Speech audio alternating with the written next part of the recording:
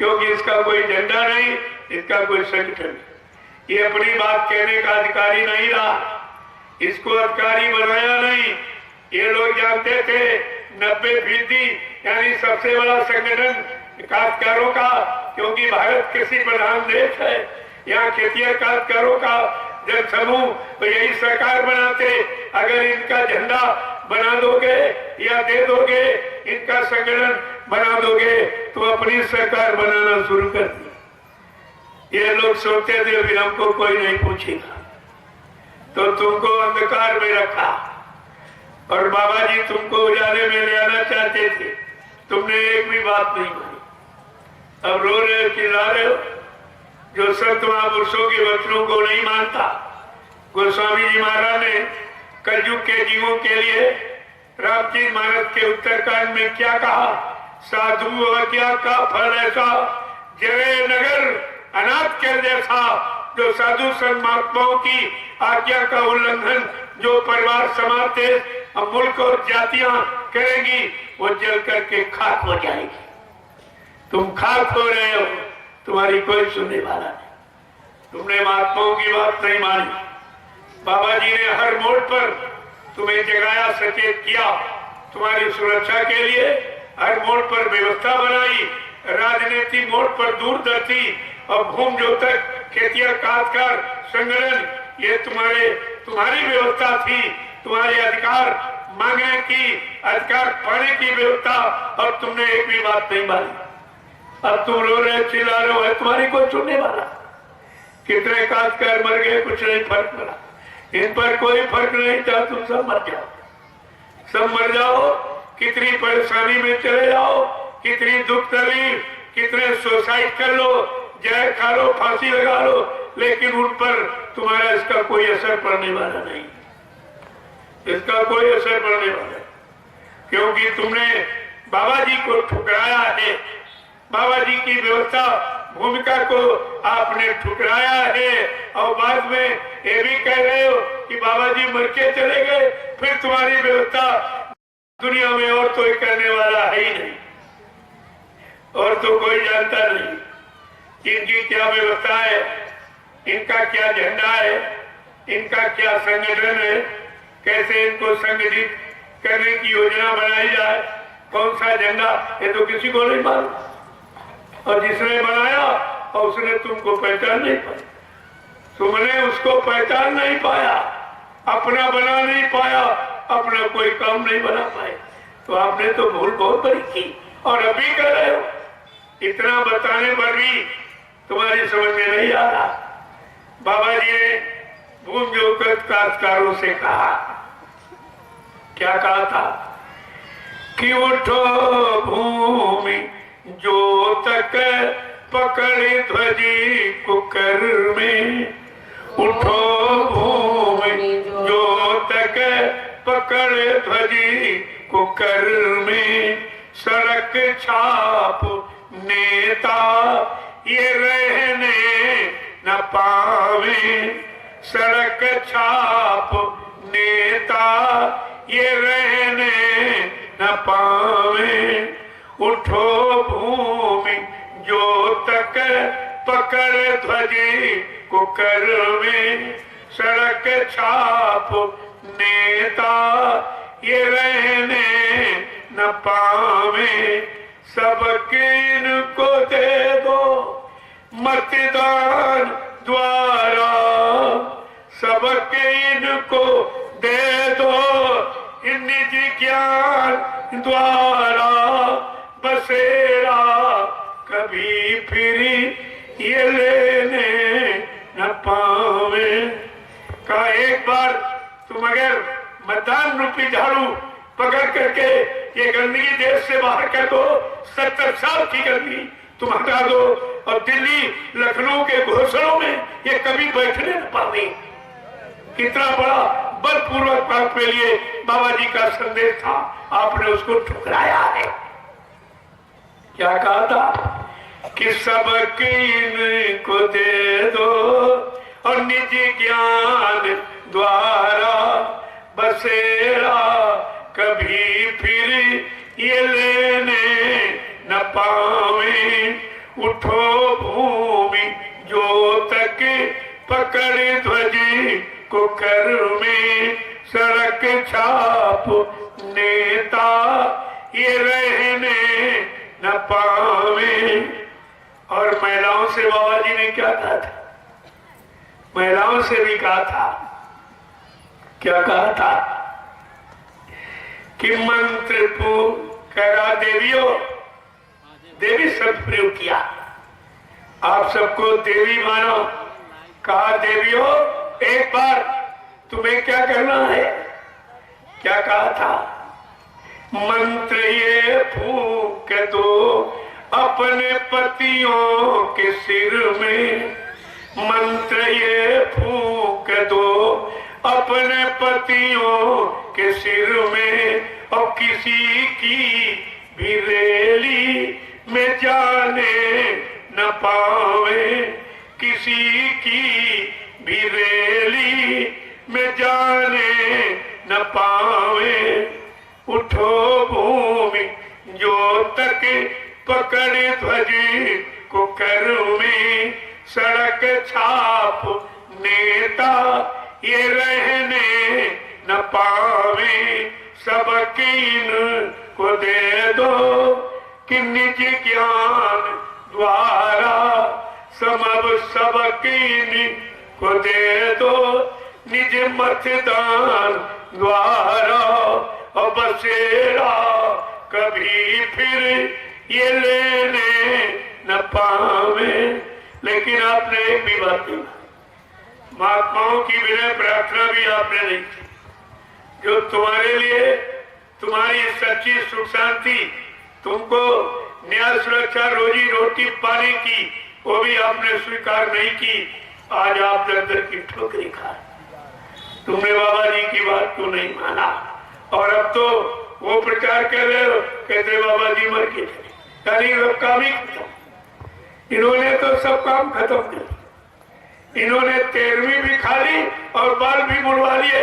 इनका तो गुरु से रिश्ते खत्म हो गए। ये गुरु के बारे में तुम्हें क्या बताएंगे? जिसने गुरु का रिश्ता ही खत्म कर दिया और सांसारिक रिश्ते में गुरु को तोड़ दिया, ये यानी मतलब 13वीं और बाल मुड़वाना, ये सांसारिक रीति रिवाज। जो लोग संसार में जब मरते हैं तो लोग कहते हैं इसने तबका खाया है, किसी को खिलाया नहीं, चलो इनको भोजन करा दो, सबके भी इसने बाल मुड़वाए, इसके भी बाल मुड़वा दो। ये सांसारिक रीति रिवाज। तुम इतने हजारों आश्रम संत महापुरुषों के यानी हिंदुस्तान में बने, कहीं जाके तुम पता लगा लेते किसी महात्मा के शरीर छोड़ने पर उसे जलाया जाता है या समाधि दी जाती है। अगर ये सब पूछ लेते, जानकारी कर लेते, तो सम्राट मालिक का इतना बड़ा अपमान यानी पुतला जला के इतना बड़ा अपमान नहीं किया गया होता। और तुमने अपने गुरु का अपमान आंखों से देखा और कानों से सुना और उसी में तुम शामिल रहे, तो तुम्हारा परिणाम क्या होगा? तुम्हें क्या और कुछ मिलेगा? यह सब जानकारी मैंने थी 9 वर्षों में घूम घूम करके, लेकिन अभी किसी की समझ में नहीं आया। क्यों? जब जैसी हो तबता तब तैसी मति होए, काल रे किले को मैं सके नहीं। तो तुमने जो किया है वो परिणाम आपको भोगना पड़ेगा। काया से जो कारज हुई, बिन भोगे बचे नहीं कोई। जो तुमने शरीर इंद्रियों से जो कुछ गुरु के लिए किया है और कहा है, अभी कह रहे हो, उसका फल भोगना पड़ेगा, उसे कोई नहीं काट सकता। वो तो वही दया कर दे तो तुम बच सकते। बाकी किसी इंसान के पास दया नहीं है जो तुम्हें दे देगा।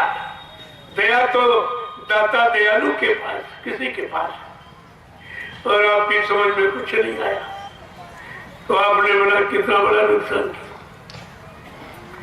अब जरा 2 वचन सुन लीजिए, मैं तो ऐसे ही बताता रहूंगा।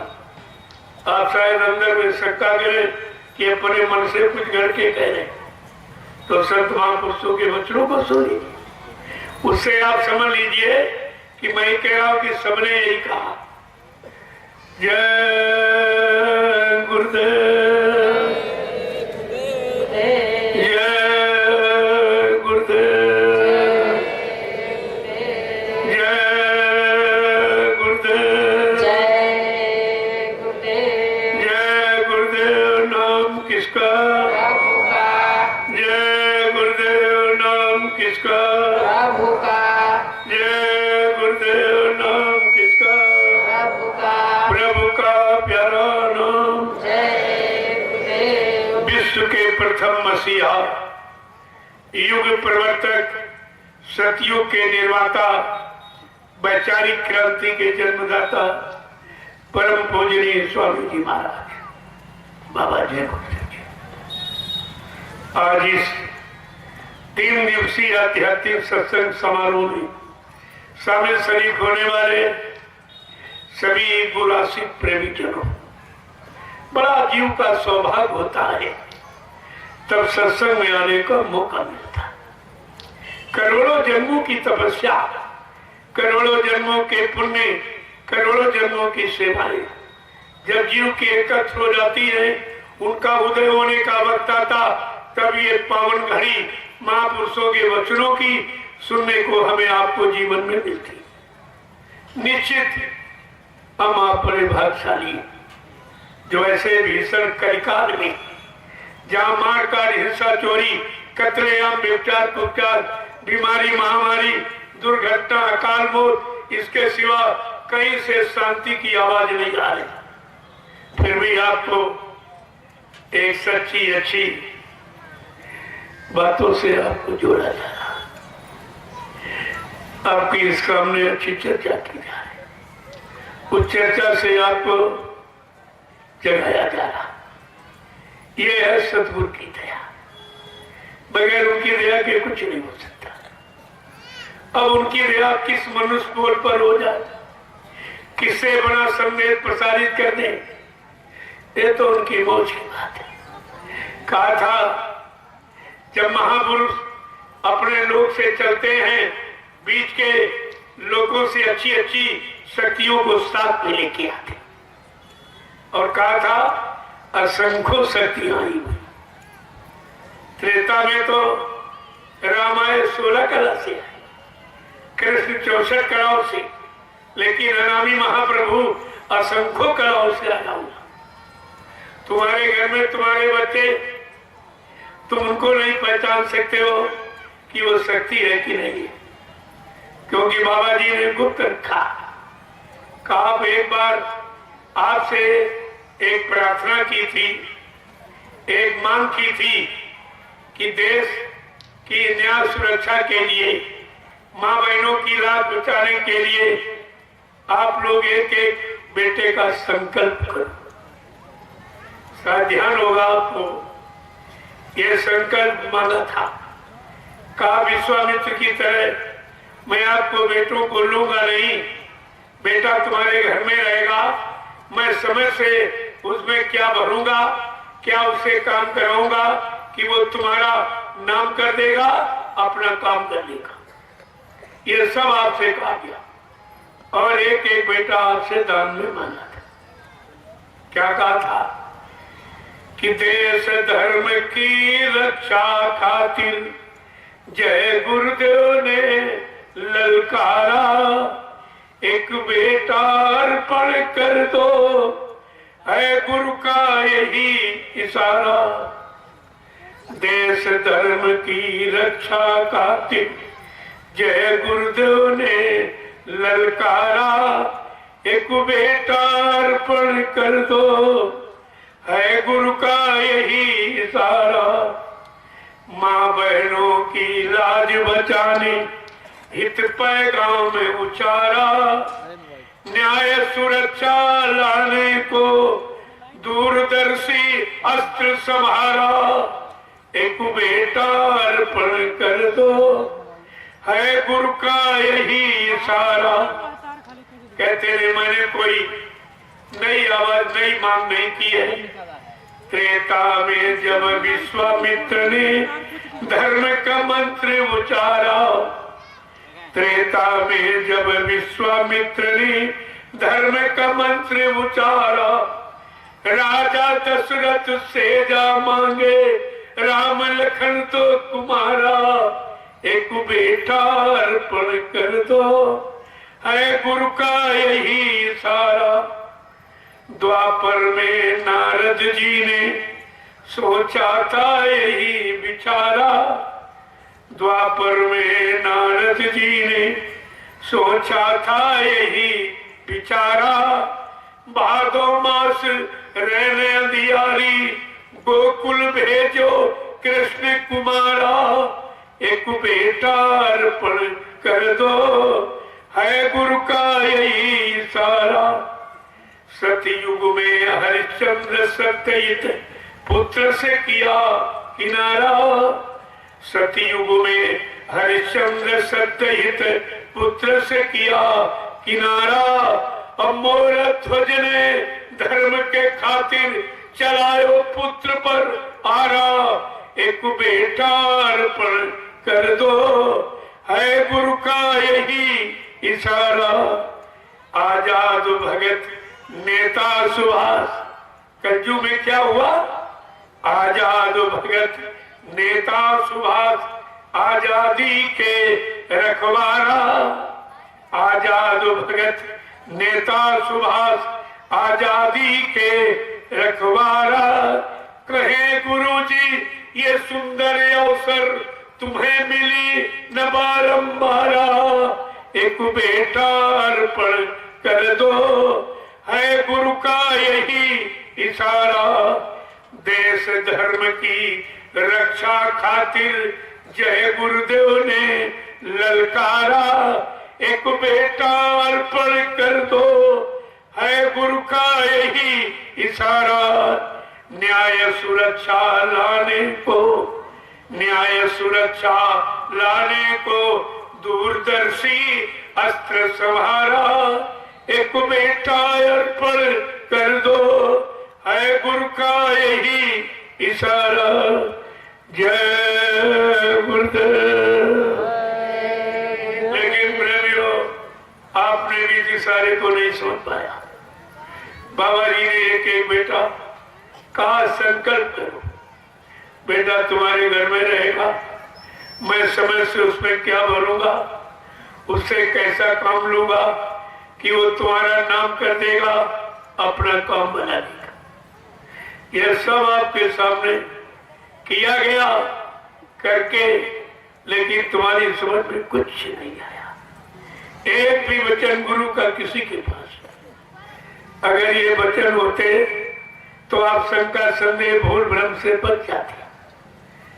वचन बचने बचाने का काम करते, इसीलिए वचनों को समय से महापुरुष उच्चारण करते। लेकिन आपने तो कुछ समझा नहीं, कुछ कोई बात भी समझ में नहीं आई है। अब देश पर आफत आ गई, और वो भी आफत सन 1980 से बराबर आपको जानकारी दी जा रही कि अभी आप लोग शाकाहारी हो जाओ, सच्चे विचारों में, सच्चे कर्मों में, सच्ची संग सोबत में रहना सीख लो। मैं कुदरत तुमसे सख्त नाराज हो गई और वो कुछ करना चाहती है। कुदरत का काम तुम्हारे हित में नहीं होगा। मैंने कुदरत से तुम्हारे सब के लिए प्रार्थना की है कि अभी थोड़ा रुक जाओ, कोई ऐसा काम मत करो जनहानि का। मैं अपने प्रेमियों को अभी हिंदुस्तान में शाकाहार का प्रचार करने के लिए भेजे देता हूँ। जब मेरे शाकाहार के प्रचार को लोग न सुने, न माने, न अपनाए, तब तुम्हारी इच्छा में जो आए वो करना।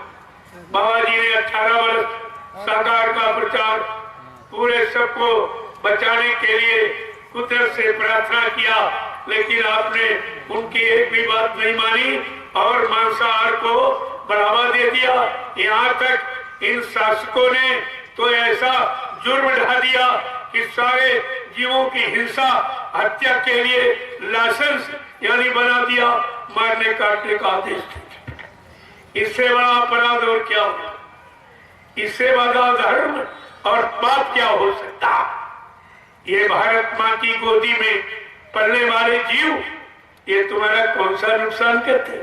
ये सारे जीव इंसान की मदद के लिए बनाए गए, तुम्हारे सहयोग के लिए बनाए